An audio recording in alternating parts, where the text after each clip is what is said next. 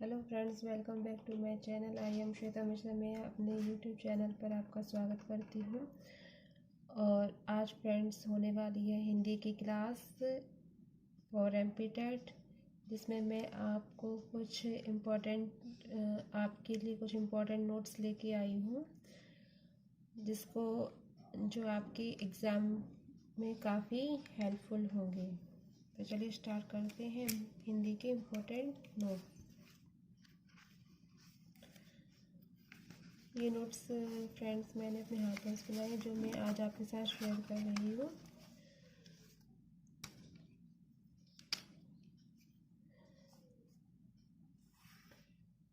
अगर आपसे ये पूछा जाए कि लड़कपन में कौन सी संज्ञा है, लड़कपन में कौन सी संज्ञा है, तो ये है फ्रेंड्स भाववाचक संज्ञा। ये एक इम्पोर्टेंट क्वेश्चन है। सचरित्रता किस मूल शब्द से बना है, तो यह बना है चरित्र से। प्राण शब्द फ्रेंड्स बहुवचन होता है। कपट पुल्लिंग शब्द है। गीदड़ का स्त्रीलिंग गीदड़ी होता है।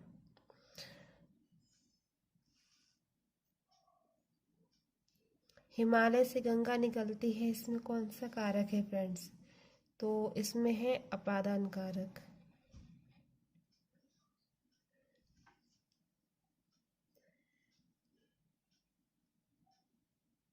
हिंदी में शब्दों का लिंग निर्धारण किसके आधार पर होता है, संज्ञा के आधार पर। हिंदी में शब्दों का लिंग निर्धारण संज्ञा के आधार पर होता है। शत्रुता में फ्रेंड्स कौन सी संज्ञा होती है, भाववाचक संज्ञा। स्थापना एक स्त्रीलिंग शब्द है, तो ये फ्रेंड्स आपको याद रखने।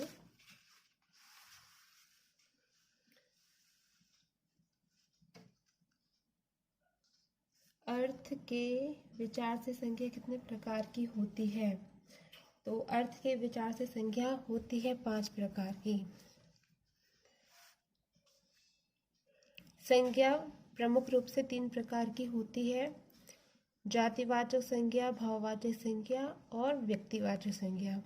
संज्ञा कितने प्रकार की होती है, तो संज्ञा मुख्य रूप से 3 प्रकार की होती है: जातिवाचक, भाववाचक और व्यक्तिवाचक। विद्वानों के अनुसार संज्ञा को 5 प्रकार बताया गया है, जिसमें द्रव्यवाचक और समूहवाचक को बताया गया है। यमुना फ्रेंड्स व्यक्तिवाचक संज्ञा है। व्यक्तिवाचक संज्ञा में जिसका नाम विशेषों से व्यक्तिवाचक संज्ञा कहते हैं। मिठाई का भाववाचक क्या होता है, मिठास। ये फ्रेंड्स एक इम्पॉर्टेंट क्वेश्चन है, ये काफ़ी बार एग्जाम में पूछा भी जा चुका है कि मिठाई का भाववाचक क्या होगा, मिठास होगा। लड़का जातिवाचक संज्ञा है। परिषद स्त्रीलिंग है। नेता पुल्लिंग है, और नेता का स्त्रीलिंग क्या होगा फ्रेंड्स, नेत्री। राइट।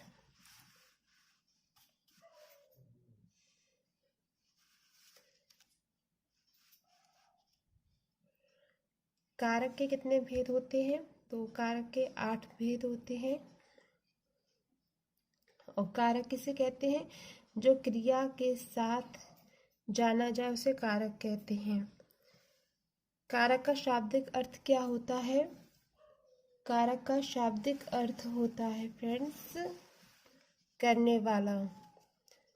कारक कौन कौन से होते हैं, कर्ता, कर्म, करण, संप्रदान, अपादान, संबंध, अधिकरण, संबोधन। के लिए किस कारक का चिन्ह है, के लिए किस कारक का चिन्ह है, तो ये है फ्रेंड्स संप्रदान के लिए। वृक्ष से पत्ते गिरते हैं, तो इसमें कौन सा कारक होगा, वृक्ष से पत्ते गिरते हैं, इसमें होगा फ्रेंड अपादान कारक। राइट। वृक्ष पर पक्षी बैठे हैं, इसमें पर कौन सा कारक है, वृक्ष पर पक्षी बैठे हैं, इस वाक्य में पर कौन सा कारक है, यह अधिकरण कारक है।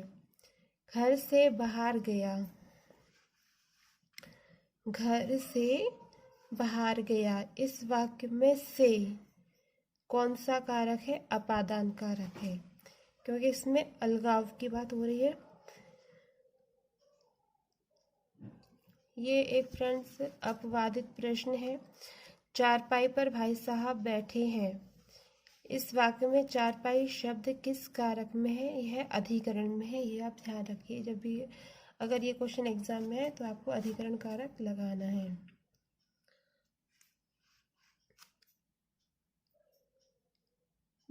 निम्नलिखित शब्दों में से सदा स्त्रीलिंग वाला शब्द कौन सा है? पक्षी। वाज आयोग के अनुसार इसे पक्षी स्त्रीलिंग माना गया है। मकड़ी गढ़ा में मकड़ी। व्याकरण की दृष्टि से प्रेम शब्द क्या है? व्याकरण की दृष्टि से प्रेम शब्द भाववाचक संज्ञा है। निम्नलिखित संज्ञा विशेषण जोड़ी में कौन सा सही नहीं है? तो प्रांत का प्रांतिक होता है। प्रांत का हमेशा प्रांतीय होता है। ये फ्रेंड्स आपको याद रखना है। राइट, प्रांत का हमेशा क्या होता है? प्रांतीय, ना कि प्रांतिक।